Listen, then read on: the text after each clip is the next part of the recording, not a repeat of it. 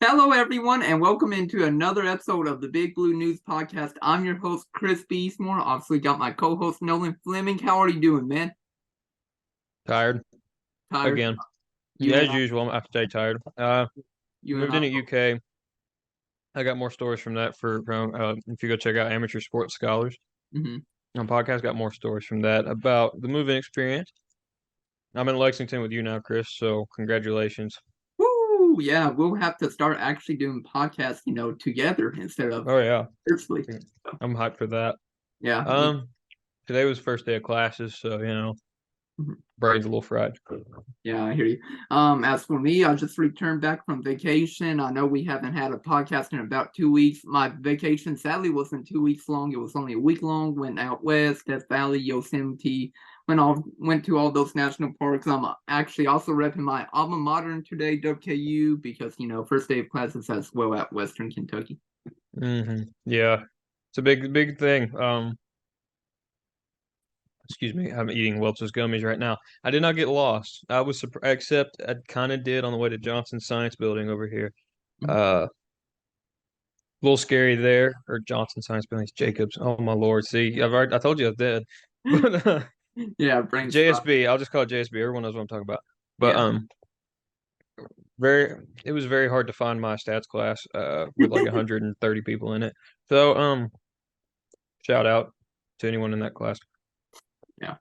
Yeah, for my first day of class, my freshman year, and then we'll get into the podcast on what we're talking about. But my first day of class, I walk up the hill. I find my math class perfectly fine, but at the end of the class, I walked down the wrong way. I decided to walk Oh down Lord. the hill the opposite way instead of going back to the dorm. So I get halfway down this hill, and I'm like, I'm going the wrong way. I'm going like Yeah, toward, and you went to Western, and people go to Western have to hike up a mountain every yeah. time they go to class. Yeah, you're not wrong. All right, well, let's get into the podcast now. Today, we're going to just talk about previewing for the Kentucky football season. Obviously, Kentucky football, they've had a lot of scrimmages, and we are so close to the season, man. We're only 12 days away. Are you excited? Oh yeah, big time. The K Week thing at Kroger Field with the picture and all that stuff where they play Grove Street. That just got me ready for football more than it did make me enjoy that experience. I just wanted there to be a football game, and I still do. I hate that I might have to miss the season opener So am I. for other reasons, but here's what it is. I can't wait to be there for Florida, Tennessee, Alabama, all that stuff. It's gonna be a good year. Yeah, I think so too. But let's get into the podcast. We're going to just be talking about what Mark Stoops and Josh Kattus, what they've been recently saying. They've been talking to the media. So the one big thing Josh Kattus was talking about is the whole team, the whole university, all the fans. They are so excited this year for the football season. There's a lot of, excitement around the program, and he's just, happy to be able to play again. I mean, last year he was only a freshman, true freshman. This year he's a sophomore, so obviously he's going to get more playing time, tight end as well. So Liam Cohen will get the tight ends hopefully more involved as well this Hmm. year. Are we playing the clip? No? Oh my Lord. Okay. Oh no. Yeah, oh well, whatever. Um, I'm excited for Caddis, to be honest. I think that he's going to have a breakout year in his own version, I guess. I'm excited for the tight end room in general when you throw in him and Jordan Dingle because I think it's just going to be loaded, dude. I mean, I think also, Cohen likes to air the ball out a little bit more. Mhm, I think I give him credit for is that he, unlike other offensive coordinators we had, would actually throw the ball to the tight end. mhm. So, wish CJ Conrad was here for that, but At EKU now. yeah, he is. Mhm. And I don't. I think also as far as like the excitement and all that, I think it's evident that all the players really think that this year could be the next big step for Mhm. the program. Yeah, I think so too. And obviously, this is a tough year for UK with Alabama, Tennessee, Georgia, Mississippi State away. Usually, UK loses on the road to Mississippi State every year, and it's been Yeah, I'm scared of that game more than I am a few others. Like yeah, South Carolina, I know people are a little intimidated by that one. I'm more intimidated by Mississippi State. yeah, because we haven't won a game probably there since like what Mm-mm. 2015, 2016. It's been No, not even that. Stoops has quite literally never won in Starkville. really wow. Yeah. Insane. But yeah, but back to what we were talking about. Josh Kattus, so he's excited for this year, and here's what he had to say just, going into the first game in about 12 days from now. So here's what he had to say, though. No, we're all super excited for September 2nd.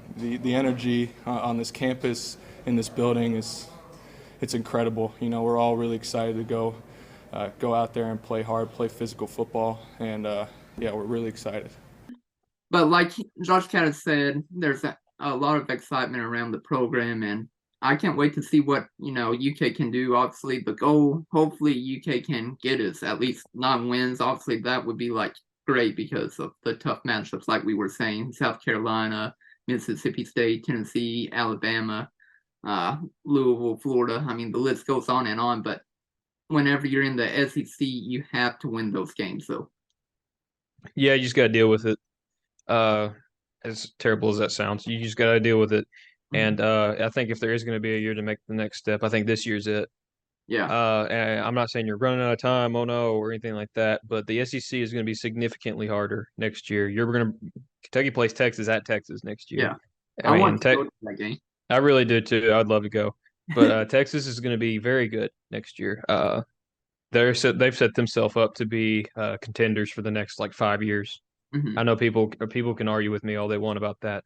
I've already heard it from my other podcast, but I promise you, with Quinn Ewers this year and with Arch Manning Mhm. and the other recruits they're bringing in, they're going to be really good.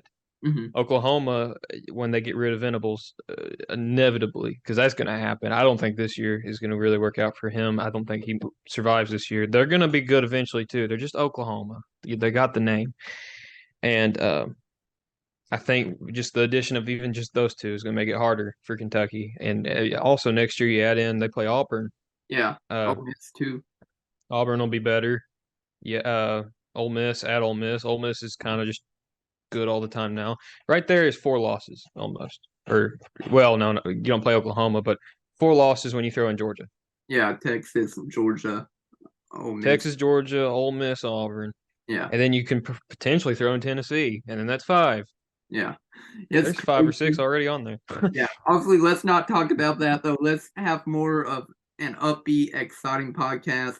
But also Freddie Maggard from KSR, he just recently said that he believes Devin Leary is the best quarterback under the Mark Stoops era, and he previously said Terry Wilson, and a lot of people give Terry Wilson slack because he went from 10-3, obviously got injured, and then 5-6, during the COVID year. But yeah, Freddie Maggard of KSR, he believes that Devin Leary is the best quarterback in the Mark Stoops era. And I'm like, what? I'm like, what about Will Levis? And Nah, I get it.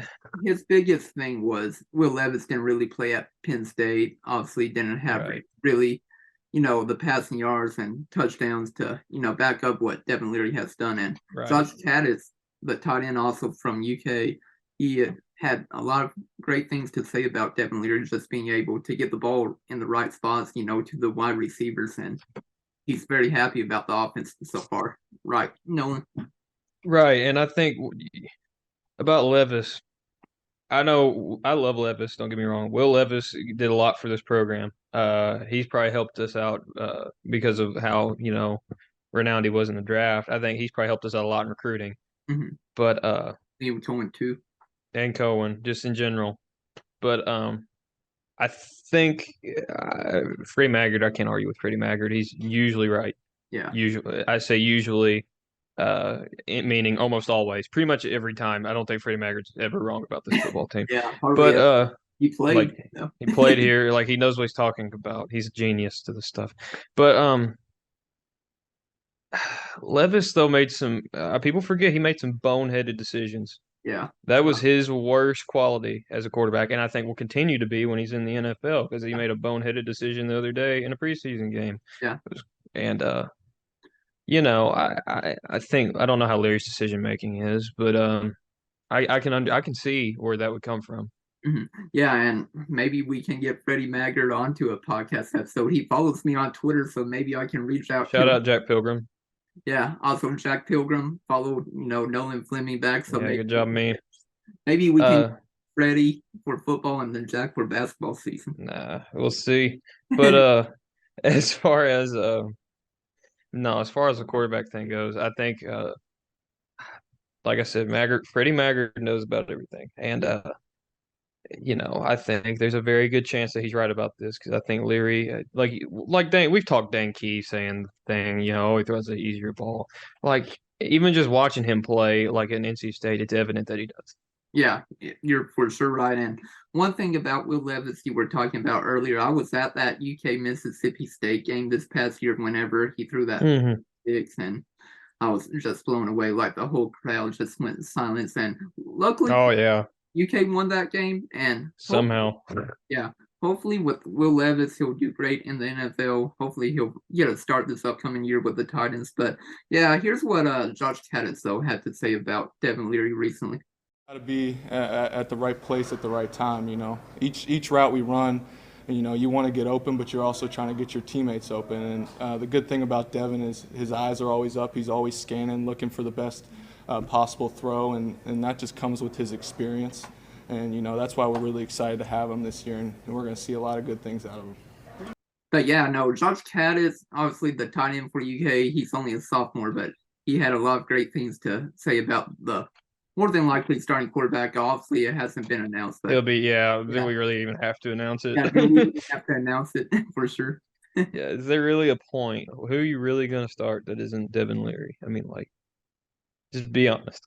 Yeah, come on, definitely is for sure the starter, and then Oh yeah, probably Kaya Sharon, I would say probably second string, and then and Destin Wade.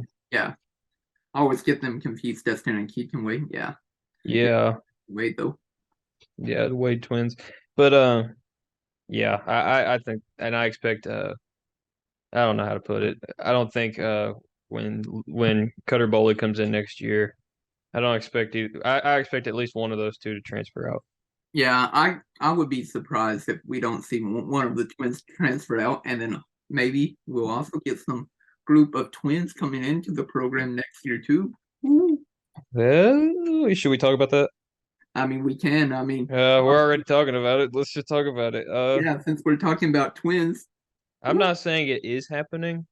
If you follow me on Twitter, I have said things that are,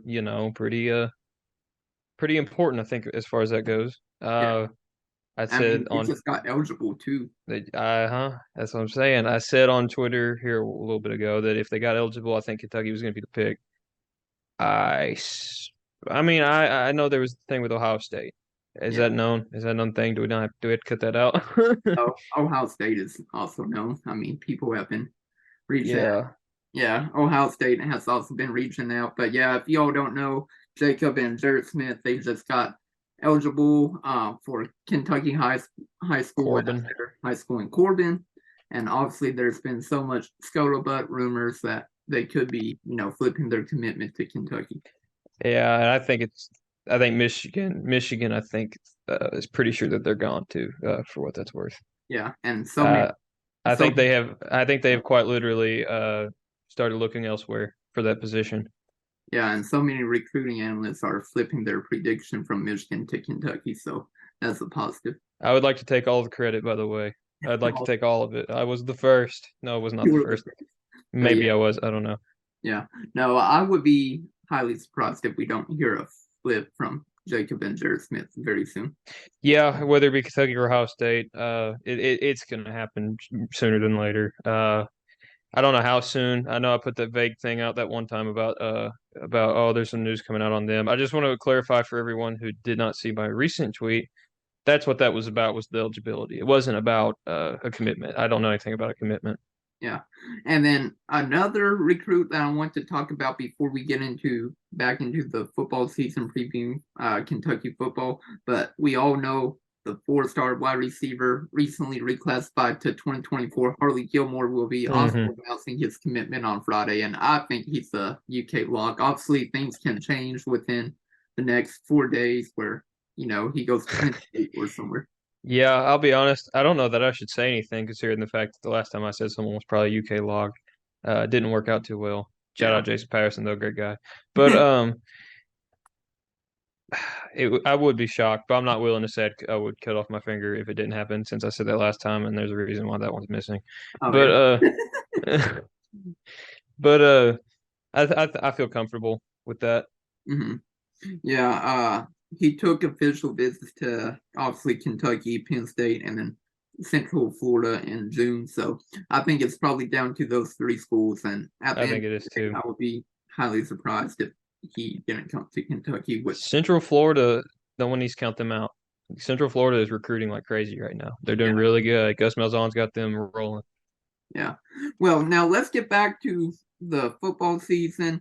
Obviously, Mark Stoops had some stuff to say about this upcoming year. He talked about the improvement on the offensive line and the special teams, but there's one player that I want to talk about. Oh yeah. Everybody was talking about him the other day, Deion Walker on the defensive side, and Mark Stoops said he had to throw him out of the scrimmage because he was too good. That makes me so excited. I have for a long time wanted I've really wanted a guy like Deion Walker that just bullies everybody and just like instead of like you standard Kentucky tackle, it looks a little softer, I guess, than others. But I just want a guy who just boom, ah, just like just smack them. Not like targeting or anything. I'm just saying hard hitter. He is that. If you saw that hit against Florida last year, Yeah. absolute madman. And the fact, isn't he a preseason All American? I think so. If he is, then I would be highly surprised. I think I think he is. I Yeah. think he will be an All American. I think he's going to end up being a top pick Yeah, next I year. think so too. If Not necessarily like in the top 5, but he'll be a first round pick. yeah, It'll happen. I think he could be a first round pick if he definitely could show out his potential like he did his freshman year. Last year, true freshman, and he was a beast. And then there were some rumors that he could be on the offensive line this upcoming year. I mean, would it be that bad? I mean, like look how huge he is and how good he is at getting through people. Yeah, obviously he wouldn't play that, permanently, but Right.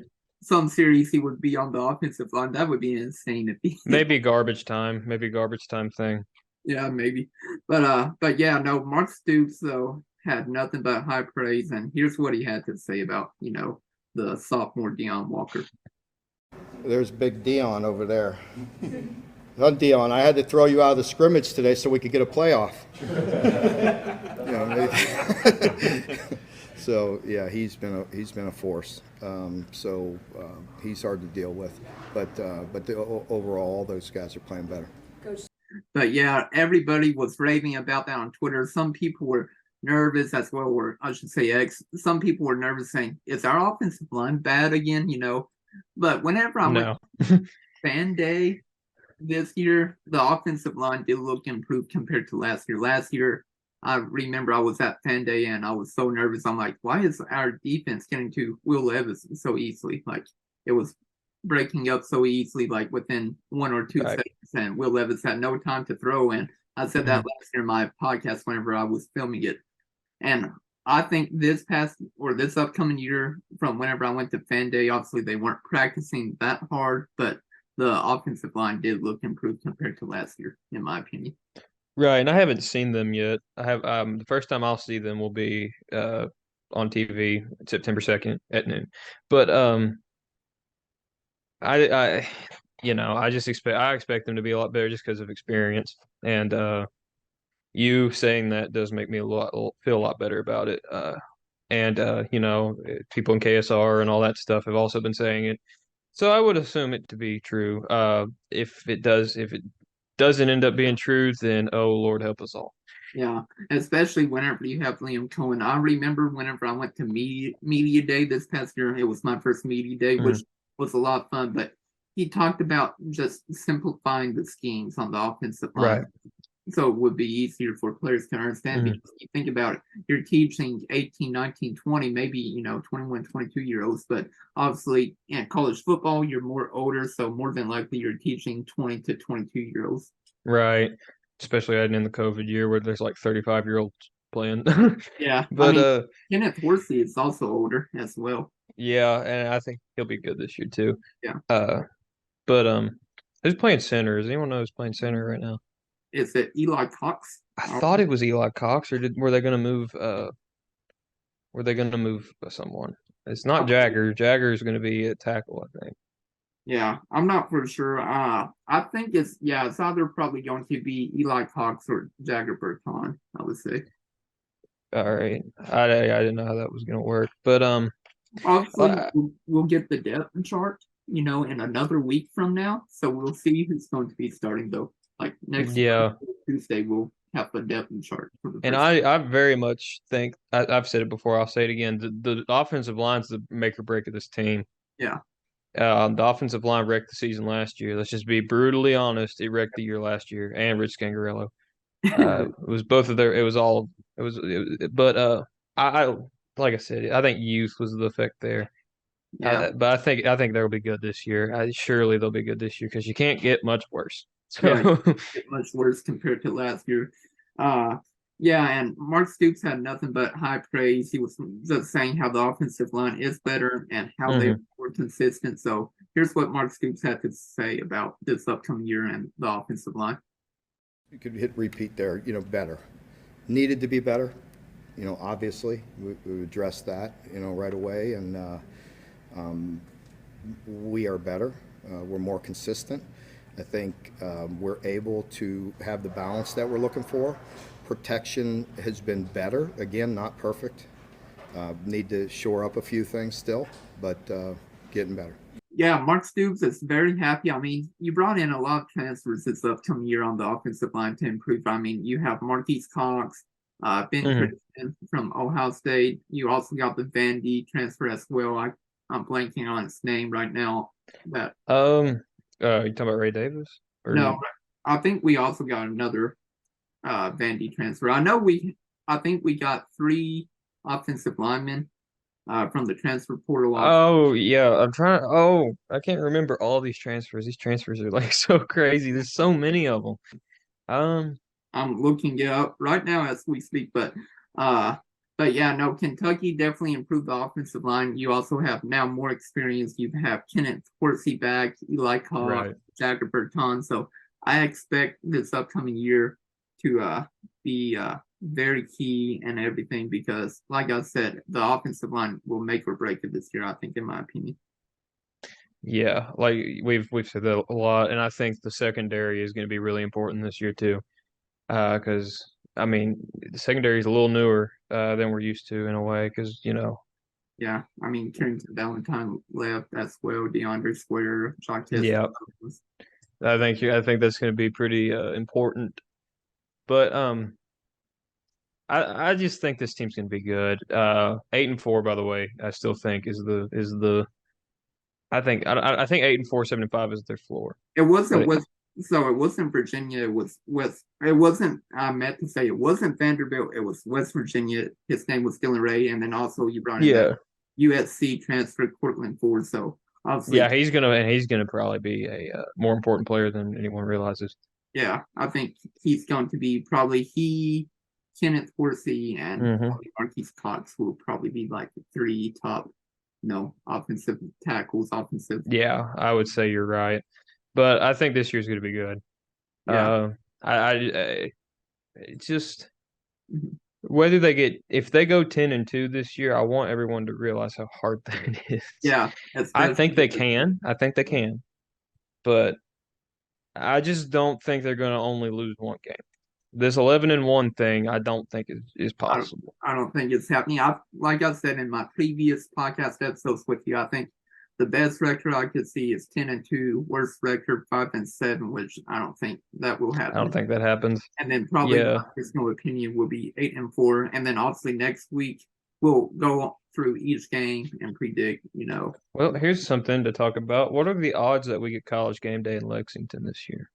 Honestly, I think they're good. Be pretty high. I mean, if you start out the season 4-0 or 5-0, whenever Florida comes. I want to see. Hang on, I'm gonna look and see what games are the week of the Florida game because that might be the game. Yeah, I think that Florida game could be where UK could play because I think it's like the 4th or 5th game into the year. It is. Schedule. Yeah, I'm looking at the schedule. I'm trying to. September 30th.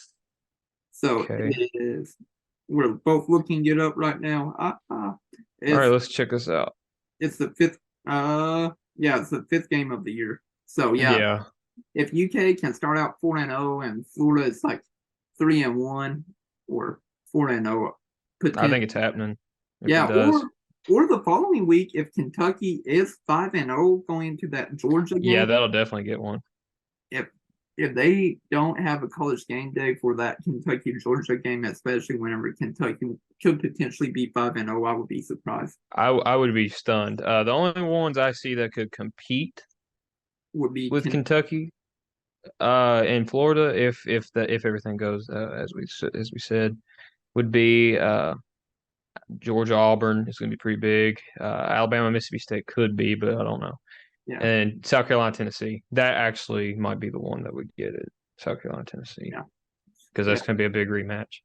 Yeah, it'll be interesting to see what happens. Obviously, South Carolina beat Tennessee this past year, and everybody Like was, a drum too, just destroyed them. yeah, I was surprised by that, honestly. But then again, also their I was shocked. got injured too. Hinton Hooker. Yeah, he did get injured in that one, and that was probably the best Rattler has played at South Carolina too. Yeah, I agree. And whenever South Carolina started out so bad at the very beginning of the year, I was watching that South Carolina Arkansas game. I thought, Yeah, and the unfortunate part is the fact that we were the part where they turned their season around. We were the game. yeah, it's crazy to think about. And another thing, and then we can get back to talking Kentucky football, dude. Vandy over under is 3.5 wins. If nobody is betting right now, Oh, the over on that right now. I think I'm going to take it too because I think Vandy's actually going to be a lot better than they have been. Yeah, I mean they went. Have you seen the stadium thing though with them? I have seen the stadium thing. It's not even. Oh my God. How does that happen? I The don't. 3.5 is the over under, right? Yeah, 3.5 from the last thing I saw. 3.5. Right. I'll hammer that over. So they'll beat Hawaii, they'll beat Alabama A&M, they'll beat UNLV. Yeah. And I think they win an SEC game somewhere in there, like maybe Missouri.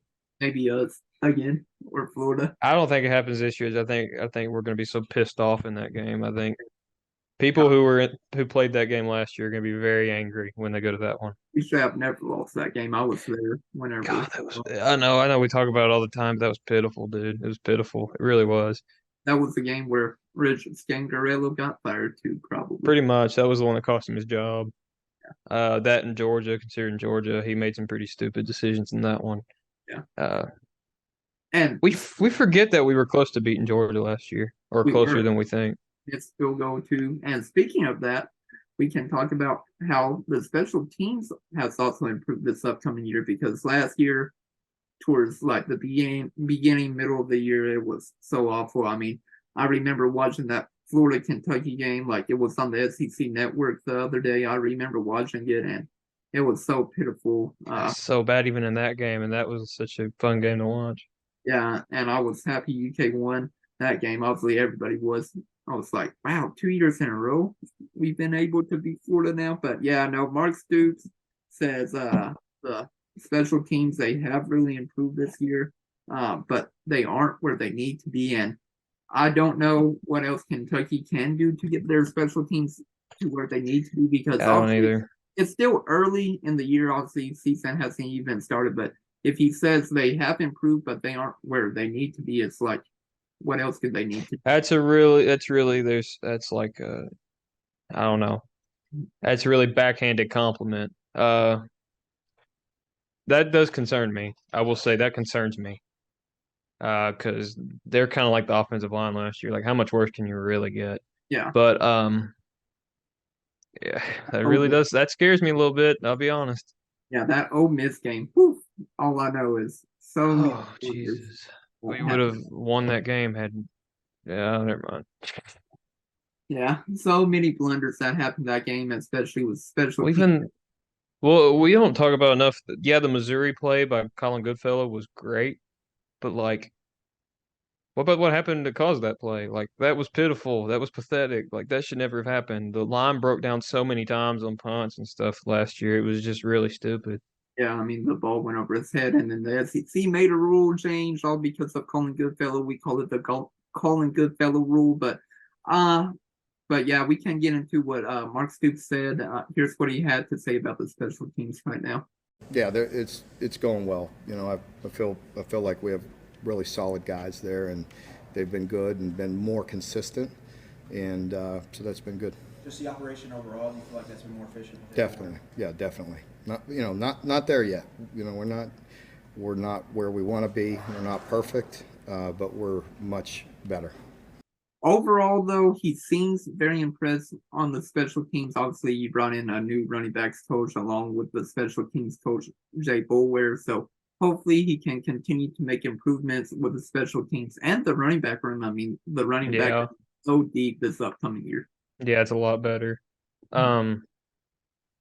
Yeah, I just think Boulware still end up being a really good hire. I think he'll end up fixing the special teams problem. If it doesn't work out, though, you should probably look into hiring an actual special teams coach. Yeah, I agree. I'm not saying that he's not. I mean, I know he is, but I'm talking about someone who doesn't go, oh well, I'll do running backs and special teams. Probably should just hire a special teams only guy. Yeah, Max Duffy. Maybe he is at Murray now. Yeah, or Isaac Punts from YouTube. Yeah. Yeah.